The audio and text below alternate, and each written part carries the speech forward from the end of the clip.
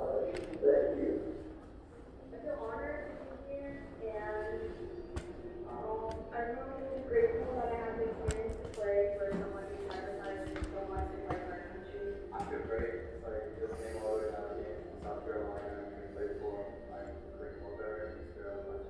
We have a flight coming up at Thursday, so we're gonna go and play for other veterans on Thursday. But after that, like even like after quarantine is goes down, we're gonna meet up and then practice more veteran games to play for them. 1997, a long time after I got back, I was still having nightmares. And I started writing about my experiences as a POW. And when I finished the book, the nightmares stopped. I saw the Chinese army crossing the river. And I notified my battalion headquarters. I said, they're bypassing my position.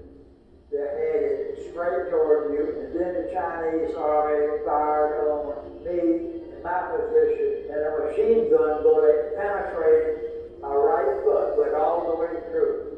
I was in a shack with 11 other seriously wounded POWs. I got the first meal about 6 days after I was captured. I had no water to drink for more than 30 days, but there was plenty of snow.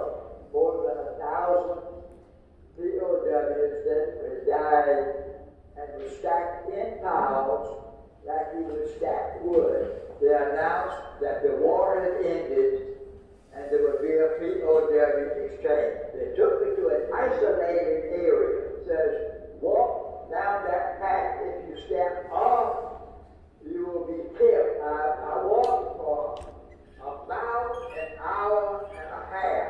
Finally, I saw a vehicle. Then I saw a white star on this vehicle. I recognized it as a U.S. ambulance, and at that time, I realized that my war, the forgotten war, had finally come to an end. Ronnie is a great photographer. It was a great thing for him to do, and I will always cherish it. My children will always cherish it, and all my friends talk about what a great photograph this is, and I thank them so much.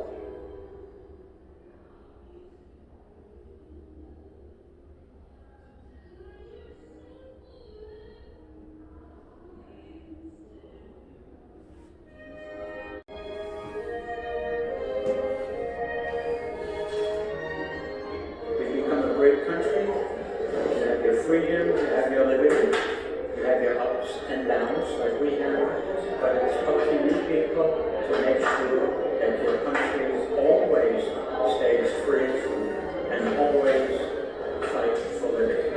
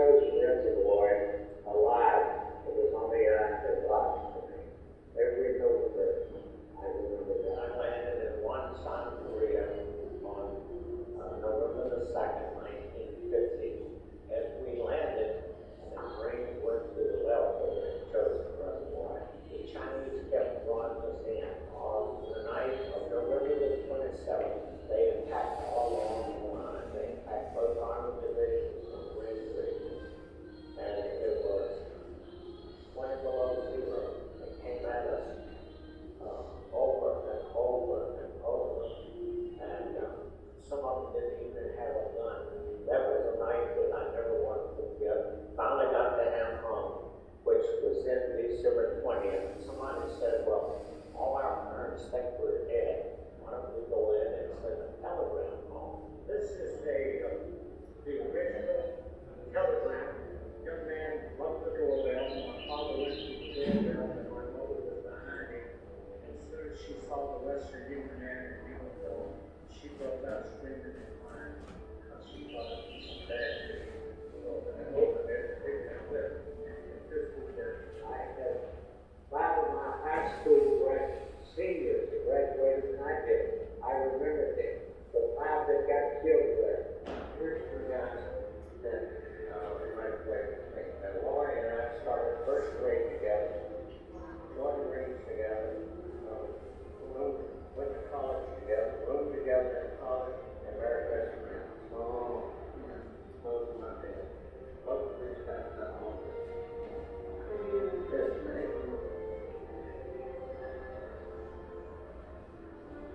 This was all we got when we were cut in the Navy rebel, and he became very valuable for us because he would stand guard with us at night, and the least little movement on Morris and he could hurt. Well, I was a sheer Telluride. I happened to be down at West Point, of course, where they manufactured the here. They turned out a car every 55 seconds. And it was such a hit that when I came back to Duluth and ordered one, this is the way I look at it. What did you do?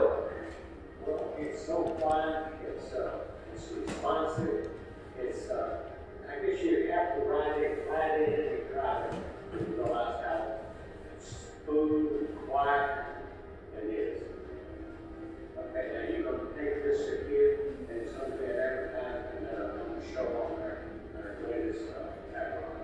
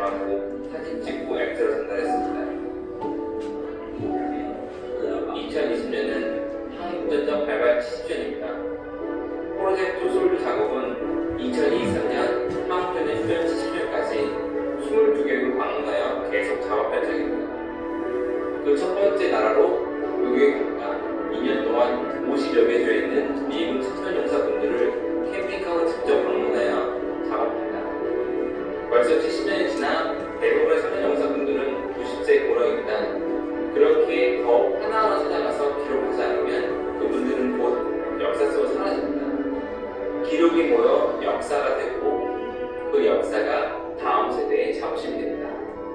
프로젝트 솔저 3년 용사를 찾아서의 작업에 같이 동참해 주십시오. 더 열심히 더 많은 분들에게 고마움과 그들의 모습과 이야기를